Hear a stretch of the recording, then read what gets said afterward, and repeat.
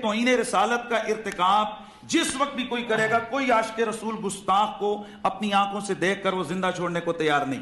295C का कानून पाकिस्तान में इसीलिए बनाया गया था ताकि ये तहकीक और तफ्तीश हो जाए कि यार वाकईतन ये गुस्ताख है तो उसको कैफरे किरदार तक पहुंचाया जाए। लेकिन यहां पर जब SSP लेवल के लोग तफ्तीश करके बताते हैं ये गुस्ताख रसूल है, छोटी कोर्ट कहती है गुस्ताख रसूल है, हाई कोर्ट कहती है गुस्ताख रसूल है, बाद अज़ाम बैरूनी दुनिया से बहुत सारे दबाव के तहत ऐसे लोगों को जब रिहा कर दिया जाता है तो लोगों का कानून से एतमाद उठता है, फिर वो ये बात करने के ऊपर आते हैं, कहते हैं कि ये हमें कैसे पता कि बैरूनी दुनिया से दबाव डाला था? हम अपने अदालतों के जज यूरोपियन यूनियन की वेबसाइट के ऊपर आते हैं कि हमने इतने करोड़ डॉलर उसके बाद इसलिए हमने औरत को यहाँ पर हमने रिहा करवाया। नजर सानी की दरख्वास्त उन्हीं लोगों ने दोबारा दायर की थी।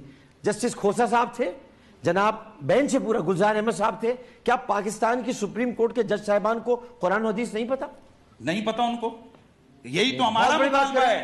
ये तो बहुत बड़ी बात कर रहे हैं। मैं कहता हूं जस्टिस खोसा साहब हमारे बड़े इज्जत माब हैं, हम उनकी इज्जत करते हैं, पाकिस्तान के कानून को हम उसके सामने सर झुकाते हैं। मुफ्ती साहब अगर आप ये बात करेंगे, डॉक्टर साहब खोसा साहब से दुआए कुनूत सुन लें। क्या बात कर दिया? मैंने खुद सुना है, मैं जानता हूं खोसा साहब को, मैं जानता हूं गुलजार अहमद साहब को। उनका जो कानून की बातें हम उसके सामने सरेंडर करते हैं, सर झुकाते हैं। लेकिन ये केस वफाकी शरई अदालत का था, इस तरह के केस वफाकी शरई अदालत को देखने चाहिए। हमारा ये मुतालबा है कि ये केस जिसमें कुरान और हदीस इन्वॉल्व हो वो वफाकी शरई अदालत में जाए। मैं यहां पर आपकी बात से इत्तेफाक करता हूं, लेकिन अगर